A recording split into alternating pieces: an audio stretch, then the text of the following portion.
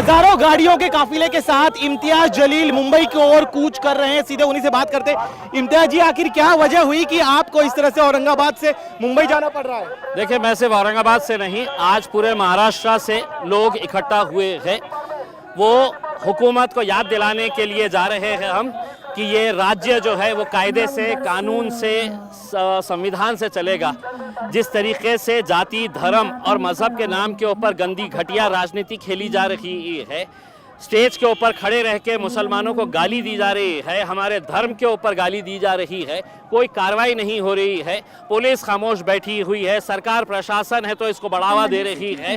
और अफसोस के साथ कहना पड़ रहा है कि अदालतों से जो उम्मीद थी कि अदालत ने इसके बारे में कोई सख्त रवैया अपनाना चाहिए, वो भी जब खामोश नज़र आ रहे हैं तो हमें मजबूरन सड़क के ऊपर उतर के हमें कहीं ना कहीं सरकार को जगाने के लिए हम जा रहे हैं, उन्हें संविधान की कॉपी देने के लिए जा रहे हैं। आप कह रहे हैं सरकार को जगाने के लिए जा रहे हैं, लेकिन आप बताइए आखिर इतना बड़ा हजारों गाड़ियों का काफिला आप अरेंज कैसे कर पाए? कितना समय आपको लगा? किन किन संस्थाओं से आपने बात की? मैंने सिर्फ एक प्रेस कॉन्फ्रेंस के अंदर ऐलान किया था कि अब हम मुंबई की तरफ चलेंगे करके, और उसके बाद कहीं पर मुझे कोई मेहनत करने की ज़रूरत नहीं पड़ी। आज आप देखेंगे इतना सारा हुजूम जो है वो इस बात की गवाही दे रहा है कि लोगों के अंदर कितनी नाराज़गी है। क्या ये देश, क्या ये राज्य गुंडागर्दी के हिसाब से चलेगा कि कोई कुछ भी कहेगा और हमने खामोश बैठ के सुनते रहना चाहिए? पुलिस ने खामोश बैठ के सुनते रहना चाहिए? महाराष्ट्र का एक इतिहास रहा है, बहुत अच्छे पुलिस ऑफिसर्स यहाँ पर रहे हैं, लेकिन अफसोस के साथ कहना पड़ रहा है कि राजनीति ने इनके ऐसे हाथ बांध रखे हैं कि ये बेचारे भी कुछ कर नहीं पा रहे हैं। अपनी आंखों के सामने देख रहे हैं कि गैर कानूनी कुछ हो रहा है, कोई क्रिमिनल एक्ट हो रहा है, लेकिन कर नहीं पा रहे हैं क्योंकि सरकार ने इनके पूरे हाथों को जकड़ के रखा हुआ। लेकिन देखिए, रामगिरी महाराज का कहना है कि उन्होंने कोई भी गलत बयान नहीं दिया है, अगर आपको आपत्ति है तो आप कोर्ट जाइए। आप इस तरह से सड़क पूरी समृद्धि एक्सप्रेस हाईवे है वो पूरा जाम हो गया है। रामगिरी महाराज आपके लिए हो सकते हैं, ये ऐसे गुंड कहा जाता है, हमारे लिए महाराज नहीं, उन्हें कहा जाता है। ऐसे गुंड प्रवृत्ति के लोग भगवा चोला ओढ़कर कैसे धंधे करते हैं ये आपने देखे होंगे। आसाराम बापू के सामने है तो पैरों के ऊपर पड़े रहते थे, लोटांगन करते थे, आज जेल में पड़ा हुआ है। ये भी जो है ये एक घटिया किस्म का आदमी है जिसकी मानसिकता घटिया है, और प्रवचन के दौरान इंसान ने इंसान की हैसियत से कैसा जीना चाहिए करके ये बताया जाता है। तुम्हारा धर्म खराब, तुम जिसको मानते हैं वो खराब, ये सब बातें हैं तो नहीं सुनने के लिए लोग आते हैं करके। तो इसको बुलाया गया है कि तू बोल ऐसा, हम चाहते हैं कि महाराष्ट्र का माहौल खराब हो करके। और उसी दिन महाराष्ट्र के मुख्यमंत्री आकर इनकी पीठ थपथपाते और कहते हैं कि यांचे केशाला ये मैं हाथ लाऊ देणार नहीं, इनके बाल को भी मैं धक्का नहीं लगने दूंगा।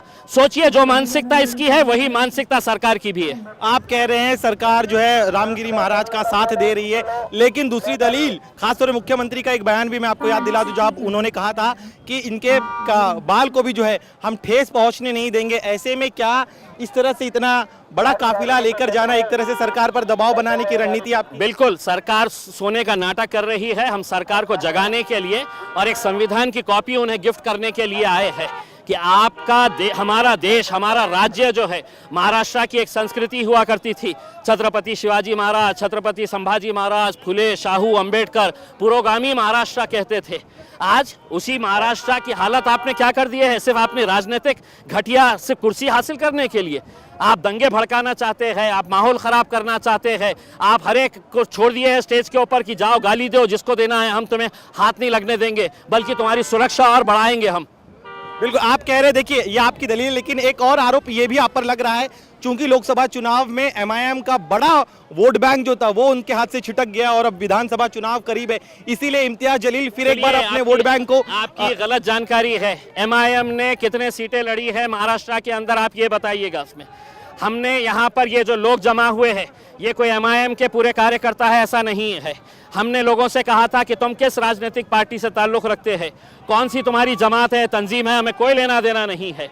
यहाँ पे बाहैसियत मुसलमान तुम आइएगा, वरना जिस तरीके की बयानबाजी चल रही है आज, महाराष्ट्र के जो हालात बन रहे हैं, उससे तो हमें ऐसा लग रहा है कि सरकार चाहती है कि कहीं ना कहीं कुछ गड़बड़ हो जाए और हमारी है तो राजनीति है तो चलती रहे, हमारी दुकान चलती रहे। आप सरकार पर आरोप लगा रहे हैं, लेकिन विपक्ष जो है महाविकास आघाड़ी, उनके कई नेताओं का कहना है कि आप और बीजेपी मिले जुले हुए हैं, चुनाव के ठीक पहले माहौल खराब करना चाहते हैं। आरोप हमने बहुत पहले भी सुन चुके हैं। उसमें आज किसी में इतनी हिम्मत नहीं है, एक आवाज़ के ऊपर इतनी पब्लिक अगर आई है तो वो मेरे नाम के ऊपर नहीं आई है, वो हमारे प्रॉफेट मोहम्मद के नाम के ऊपर आई है, जिनके बारे में गलत बयानी होने के बावजूद भी लोग उसकी तायीद कर रहे हैं, उसका सपोर्ट कर रहे हैं। लोग उनके नाम पे आए हैं, इम्तियाज़ जलील और एमआईएम के नाम के ऊपर ये लोग इकट्ठा नहीं हुए हैं। एक आरोप ये भी लग रहा है कि इतनी बड़े पैमाने पर जो भीड़ आई है, आपने सभी को इमोशनली अपील की थी कि आप जो है अल्लाह की खातिर जो है अपने पार्टी को डिफरेंसेस को भूल कर यहाँ पर आए। क्या एक तरह बिल्कुल आपका सही है, क्योंकि मैंने जब ये ऐलान किया था तो सबसे पहले आलोचना जो है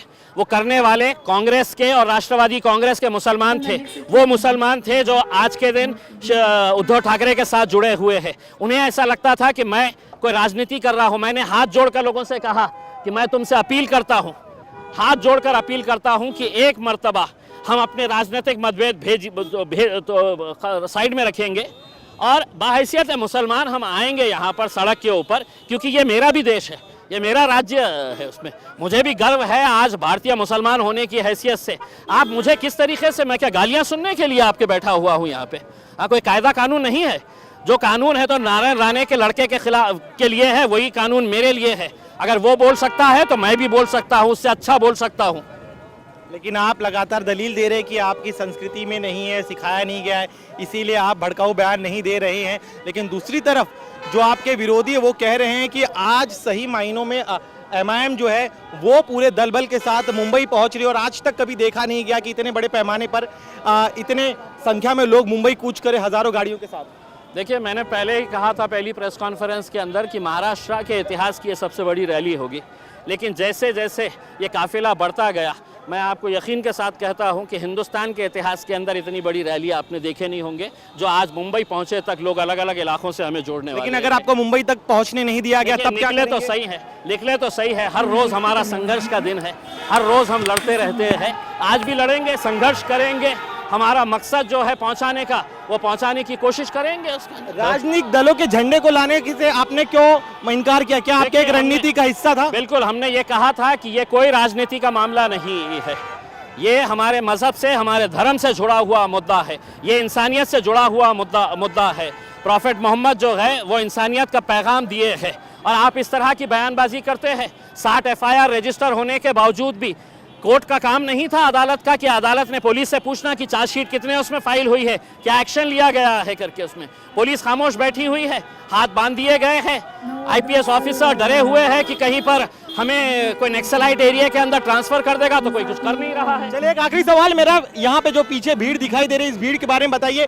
कहाँ कहाँ किन किन इलाकों से ये तमाम लोग पहुंचे? महाराष्ट्र के कोने कोने से, छोटे छोटे गाँव से तक लोगों ने, जिनके पास पैसा नहीं था वो लोगों ने है तो थोड़े थोड़े पैसे जमा करके है तो ये गाड़ियां लिए हैं और गाड़ियां लेकर है तो उन्होंने ये समर्थन आपको आगामी चुनाव में भी दिखाई देगा? मेरा चुनाव से इस मुद्दे का कोई संबंध नहीं है, कोई संबंध नहीं है। आपको साफ तरीके से बताना चाहता हूं मैं। लड़ाई जारी रहेगी, लड़ाई जारी रहेगी, लड़ाई जारी रहेगी। बिल्कुल, हमारा संघर्ष, हर रोज हमारा संघर्ष रहता है, आगे भी संघर्ष जारी रहेगा। एक जाने से पहले आप देखिए, हम लोग काफी हद तक आगे, लेकिन बताया जा रहा है कि बिना इजाजत आप लोग आगे बढ़ रहे हैं, ऐसे में आपको रोको? कोई ऐसी बात नहीं है। मैं पूरे लगातार 3 दिन से पुलिस अधिकारियों के संपर्क में था। मैंने पूरा पत्र व्यवहार किया था डीजी मैडम के साथ, यहाँ के कमिश्नर के साथ, पूरी इत्तला इन सबको दे दी गई थी। ये पूरे लगातार 2 दिन से मेरे संपर्क में थे, पूरा रूट हमने तय किए थे, तो ऐसी कोई बात नहीं है कि कोई परमिशन